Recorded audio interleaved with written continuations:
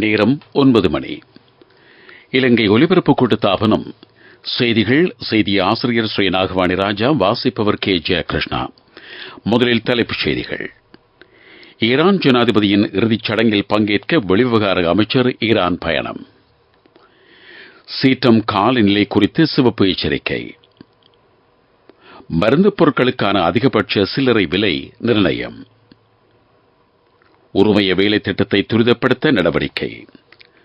சர்வதேச தேயிலை தினம் இன்று.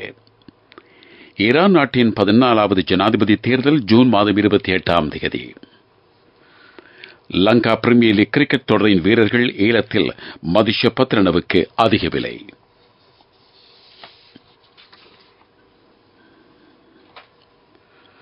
மறைந்த ஈரான் ஜனாதிபதி இப்ராஹிம் ரைசியின் இறுதிச் சடங்கில் கலந்து கொள்வதற்காக வெளிவிவகார அமைச்சர் அலி சப்ரி இன்று இரவு ஈரானுக்கு செல்ல உள்ளார். வெளிவிவகார அமைச்சு இதனை தெரிவித்துள்ளது. ஹெலிகாப்டர் விபத்தில் உயிரிழந்த ஈரான் ஜனாதிபதி இப்ராஹிம் ரைசி மற்றும் ஏனைய அதிகாரிகளுக்கான இறுதி ஊர்வலம் ஈரானின் வடமேற்கு நகரமான தப்ரிஸில் இன்று ஆரம்பமாகியது. சிரேஷ்ட அதிகாரிகள் மற்றும் ராணுவ தளபதிகள் உட்பட பல்லாயிரக்கணக்கான ஈரானியர்கள் மறைந்த ஈரான் ஜனாதிபதி மற்றும் சம்பவத்தில் உயிரிழந்த அதிகாரிகளுக்கு இறுதி மரியாதை செலுத்தி வருவதாக ஈரான் தகவல்கள் தெரிவிக்கின்றன. நிலவும் மழையுடனான காலநிலையை அடுத்து 6 நீர்த்தேக்கங்களின் வான்கதவுகள் தொடர்ந்தும் திறக்கப்பட்டுள்ளதாக அனர்த்த முகாமைத்துவ மத்திய நிலையம் தெரிவித்துள்ளது. ராஜாங்கனை, அங்கமுவ, மகாவிலட்சி, திதுரோய, தபோவ மற்றும் குக்குலேகங்கை ஆகிய நீர்த்தேக்கங்களின் வான்கதவுகள் திறக்கப்பட்டுள்ளன. இதேவேளை நிலவும் சீரற்ற வானிலை காரணமாக பேருவளை கிராம உத்தியோகத்தர் பிரிவுக்குட்பட்ட பகுதியில் 5 வீடுகள் பாதிப்படைந்துள்ளன. அந்த வீடுகளில் உள்ள மக்கள் தற்காலிக இருப்பிடங்களில் தங்க வைக்கப்பட்டிருக்கிறார்கள். குறித்த வீடுகளின் மீது மண்மேட்டுடன் மரம் ஒன்று முறிந்து வீழ்ந்ததாகவும் தெரிவிக்கப்படுகிறது. இதேவேளை நிலவும் மழையுடனான வானிலையை அடுத்து ஆறுகளின் நீர்மட்டம் அதிகரிப்பதாக நீர்ப்பாசன திணைக்களம் தெரிவித்துள்ளது. குறிப்பாக களுகங்கை, ஜின்கங்கை, நெல்வலா மற்றும் அதனகலு ஓய் ஆகிய நீர்மட்டம் வெகுவாக அதிகரித்து வருவதாகவும் தெரிவிக்கப்பட்டுள்ளது. அதே நேரம் மில்லகந்து, துன்மலை ஆகிய பகுதிகளில் வெள்ளப்பெருக்கு ஏற்பட்டுள்ளதாக நீர்ப்பாசன திணைக்களம் தெரிவித்துள்ளது. ஆறுகளை அண்டியுள்ள தாழ்நில பகுதிகளில் வசிக்கும் மக்கள் அவதானத்துடன் செயல்படுமாறு அறிவுறுத்தப்பட்டிருக்கிறார்கள். கனமழை, பலத்த காற்று மற்றும் கடல் சீற்றம் காரணமாக சிவப்பு எச்சரிக்கை விடுக்கப்பட்டுள்ளது. இதன்படி கற்பிட்டியில் இருந்து கொழும்பு, காலி மற்றும் ஹம்பந்தோட்டை ஊடாக பொத்துவில் வரையான கரையோர பகுதிகளில் உள்ள மக்களை அவதானமாக இருக்குமாறு அறிவிக்கப்பட்டிருக்கிறது.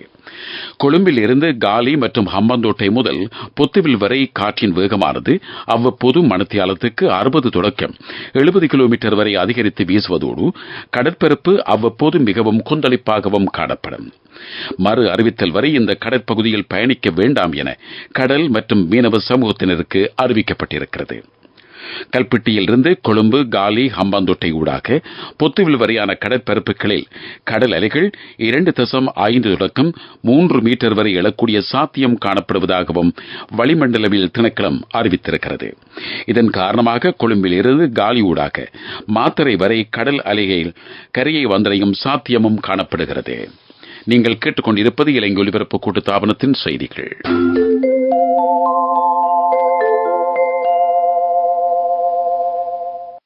நாடளாவிய ரீதியில் உரிமை பத்திரங்கள் வழங்கும் வேலை திட்டத்தை துரிதப்படுத்த நடவடிக்கை எடுக்கப்பட்டுள்ளதாக நகர அபிவிருத்தி மற்றும் வீடமைப்பு அமைச்சர் பிரசன்ன ரணதுங்க வலியுறுத்துகிறார்.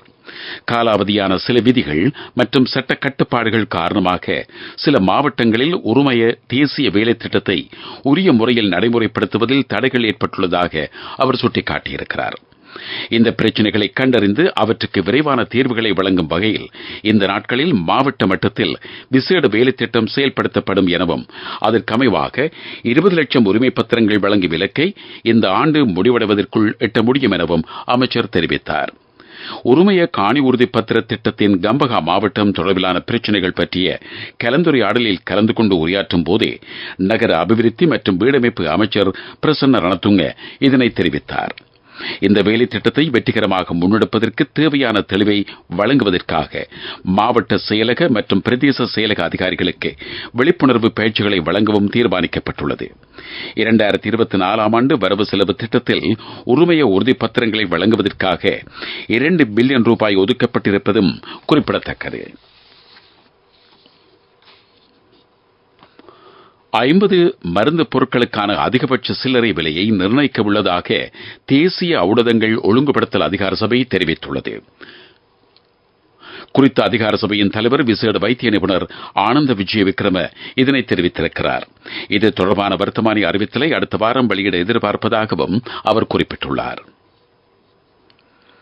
ராணுவத்தினர் சட்ட ரீதியாக சேவையில் இருந்து விலகுவதற்காக பிரகடனப்படுத்தப்பட்ட 1 மாத கால பொது மன்னிப்பு காலம் நேற்றுடன் நிறைவடைந்திருக்கிறது. இதற்கமைய குறித்த காலப்பகுதியில் 15,667 ராணுவத்தினர் சட்ட ரீதியாக சேவையில் இருந்து விலகியுள்ளதாக இலங்கை ராணுவம் அறிவித்துள்ளது. 2023 ஆண்டு டிசம்பர் மாதம் 31 தேதி அன்று அல்லது அதற்கு முன் விடுமுறை இல்லாமல் பணிக்கு சமூகம் அளிக்காத ராணுவ வீரர்களுக்கு இந்த பொது மன்னிப்பு காலம் அறிவிக்கப்பட்டது. இதேவேளை குறித்த காலப்பகுதியில் விடுமுறையின்றி கடமைக்கு சமூகம் அளிக்காமல் தற்பொழுது வெளிநாட்டில் இருக்கும் 373 ராணுவத்தினரை சட்ட ரீதியாக ராணுவ சேவையில் இருந்து விலகுவதற்கான ஏற்பாடுகள் செய்யப்பட்டுள்ளதாகவும் தெரிவிக்கப்படுகிறது.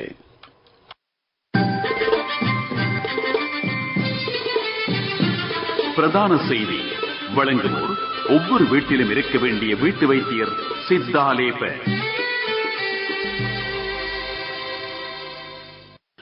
ஐக்கிய நாடுகள் சபையினால் ஆண்டுதோறும் மே மாதம் 21 தேதி சர்வதேச தேயிலை தினம் அனுஷ்டிக்கப்படுகிறது. இந்தியாவின் அசாம் மாநில தேயிலை தோட்டத்தில் சீன தொழிலாளர்கள் 1838 ஆண்டு டிசம்பர் மாதத்தில் முன்னெடுத்த சம்பள போராட்டத்தை அடிப்படையாகக் கொண்டே சர்வதேச தேயிலை தினம் பிரகடனப்படுத்தப்பட்டது. இலங்கை, இந்தியா, நேபாளம், Vietnam, Indonesia, Bangladesh, Kenya, Malawi, Malaysia, Uganda, Tanzania ஆகிய தேயிலை உற்பத்தி செய்யும் நாடுகளில் 2005 ஆண்டு முதல் சர்வதேச தேயிலை தினம் அனுஷ்டிக்கப்பட்டு வருகிறது. இலங்கையில் 1867 ஆண்டு லூல்கந்துர பெருந்தோட்டத்தில் ஜேம்ஸ் டெய்லரினால் ஆரம்பிக்கப்பட்ட தேயிலை செய்கை இன்று மலையகம் முழுவதும் வியாபித்துள்ளமையும் குறிப்பிடத்தக்கது.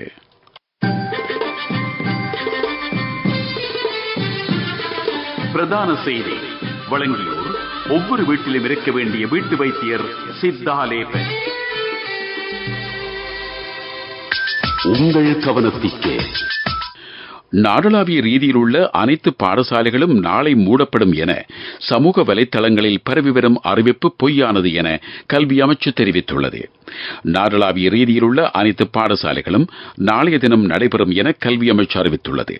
அத்துடன் நிலைமைக்கு அமைய தீர்மானங்களை எடுக்கும் அதிகாரம் மாகாண கல்வி செயலாளர்கள் மற்றும் மாகாண கல்வி பணிப்பாளர்களுக்கு வழங்கப்பட்டுள்ளதாக கல்வி அமைச்சு விடுத்துள்ள அறிவிப்பில் குறிப்பிடப்பட்டுள்ளது. உலகச் செய்திகள்.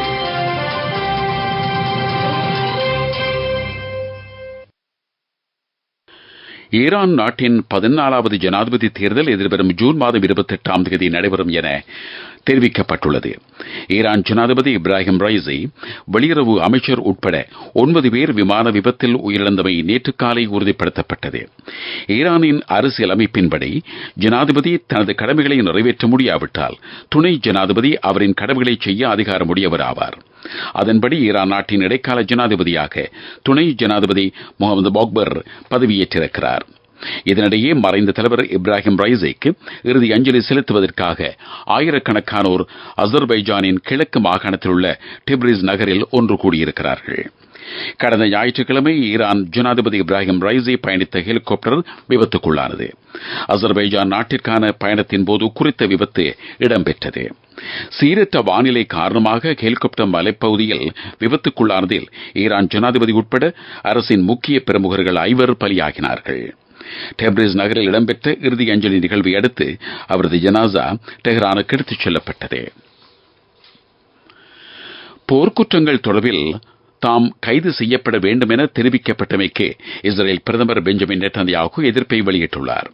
இஸ்ரேல் பிரதமர் கைது செய்யப்பட வேண்டும் என சர்வதேச நீதிமன்றில் தெரிவிக்கப்பட்டுள்ளது.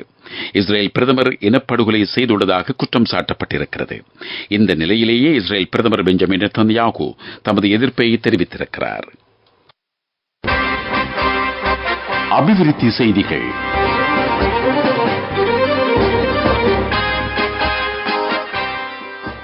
நாட்டின் எதிர்கால தேவைக்கேற்ப வாகனங்களை இறக்குமதி செய்ய தயாராக இருப்பதாக நிதி ராஜாங்க அமைச்சர் ரஞ்சித் சேம்பலாபிட்டிய தெரிவித்துள்ளார். வாகன இறக்குமதியை தடுக்க அரசாங்கம் தயாராக இல்லை எனவும் ராஜாங்க அமைச்சர் குறிப்பிட்டார். நாட்டின் கையிருப்பு தற்பொழுது 5.5 பில்லியன் அமெரிக்க டாலர்களாக உள்ளதாகவும் நிதி ராஜாங்க அமைச்சர் ரஞ்சித் சேம்பலாபிட்டிய தெரிவித்தார். விளையாட்டுச் செய்திகள். Indian premier league T20 cricket தொடரின் முதலாவது கலிபியா போட்டி தற்சமயம் இடம்பெற்று வருகிறது. கொல்கத்தா நைட் ரைடர்ஸ் மற்றும் சன்ரைசர்ஸ் ஹைதராபாத் அணிகள் இந்த போட்டியில் பங்கேற்கின்றன. அகமதாபாத்தில் இடம்பெற்று வரும் இந்த போட்டியில் சன்ரைசர்ஸ் ஹைதராபாத் அணி முதலில் துடுப்படுத்த ஆடி வருகிறது. இந்த போட்டியில் வெற்றி பெறும் அணி நேரடியாக இறுதிப் போட்டியில் விளையாடும் வாய்ப்பை பெறும். தோல்வியடையும் அணி நாளைய தினம் இடம்பெறவுள்ள எலிமினேட்டர் வெளியேற்றல் போட்டியில் வெற்றி பெறும் அணியுடன் பங்கேற்கும் வாய்ப்புள்ளது. அந்த போட்டியில் வெற்றி பெறும் அணி இறுதிப் போட்டிக்கு தகுதி பெறும் என்பதும் குறிப்பிடத்தக்கது. Indian premier league T20 cricket தொடரின் முதலாவது குவாலிஃபயர் போட்டி தற்சமயம் இடம்பெற்று வருகிறது. வர்த்தக செய்தி அனுசரணை. பட்டதாரியாகும் போது, திருமணத்தின் போது, குழந்தை பிறப்பின் போது மற்றும் 25வது திருமண ஆண்டு நிறைவின் போது 50,000 ரூபாய் வரை விசேட அனுகூலங்கள். மாதாந்தம் 12,500 ரூபாய் வீதம் சேமித்திடும் ஸ்ரீ சேவிங்ஸ் சாம்பியன்களுக்கு மேலும் பணப்பரிசுகள். நேற்றைய தினத்துடன் ஒப்பிடுகையில் இன்றைய தினம் அமெரிக்க டாலர் ஒன்றின் கொள்முதல் மற்றும் விற்பனை பெறுமதி சற்று வீழ்ச்சியை பதிவு செய்திருக்கிறது. இலங்கை மத்திய வங்கி இன்று வெளியிட்டுள்ள நாணய மாற்று விகித அறிக்கையில் இந்த விஷயம் தெரிவிக்கப்பட்டுள்ளது. இதற்கமைய இன்றைய தினம் அமெரிக்க டாலர் ஒன்றின் கொள்முதல் பெறுமதி 294 ரூபாய் 78% பதிவாகியுள்ளது. நேற்றைய தினம் அமெரிக்க டாலர் ஒன்றின் கொள்முதல் பெறுமதி 294 ரூபாய் 92% காணப்பட்டது. இன்றைய தினம் அமெரிக்க டாலர் ஒன்றின் விற்பனை பெறுமதி 304 ரூபாய் 31% பதிவாகியிருக்கிறது. நேற்றைய தினம் அமெரிக்க டாலர் ஒன்றின் விற்பனை பெறுமதி 304 ரூபாய் 59% காணப்பட்டவை குறிப்பிடத்தக்கது. பட்டதாரியாகும் போது, திருமணத்தின் போது, குழந்தை பிறப்பின் போது மற்றும் 25வது திருமண ஆண்டு நிறைவின் போது 50,000 ரூபாய் வரை விசேட அனுகூலங்கள். மாதாந்தம் 12,500 ரூபாய் வீதம் சேமித்திடும் ஸ்ரீ சேவிங்ஸ் சாம்பியன்களுக்கு மேலும் பணப்பரிசுகள். பொருளாதார செய்திகள். தேசிய நுகர்வோர் விலை சுட்டனுக்கமைய நாட்டின் பணவீக்கம் அதிகரித்திருக்கிறது. 2024 மார்ச் மாதம் பதிவான 2.5 வீதம் 2024 ஏப்ரல் மாதத்தில் 2.7 வீதமாக சிறிய அளவில் உயர்வடைந்திருப்பதாக தொகை மதிப்பு மற்றும் புள்ளி விவரவியல் திணைக்களம் தெரிவித்துள்ளது. காலநிலை அறிக்கை.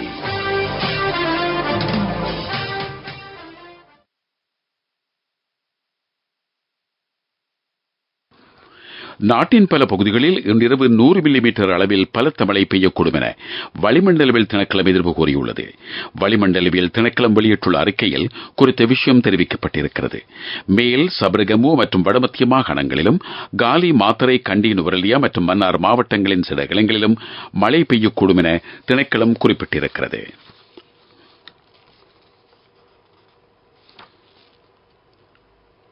மீண்டும் தலைப்புச் செய்தி. ஈரான் ஜனாதிபதியின் இறுதிச் சடங்கில் பங்கேற்க வெளிவிவகார அமைச்சர் ஈரான் பயணம். சீற்றம் காலநிலை குறித்து சிவப்பு எச்சரிக்கை. மருந்து பொருட்களுக்கான அதிகபட்ச சில்லறை விலை நிர்ணயம். உரிமைய வேலை திட்டத்தை துரிதப்படுத்த நடவடிக்கை. சர்வதேச தேயிலை தினம் இன்று. ஈரான் நாட்டின் 14வது ஜனாதிபதி தேர்தல் ஜூன் மாதம் 28ஆம் தேதி. இத்துடன் எமது செய்திகள் முடிவடைந்தன. எமது அடுத்த பிரதான செய்திகள் நாளை காலை 6 மணிக்கு இடம்பெறும்.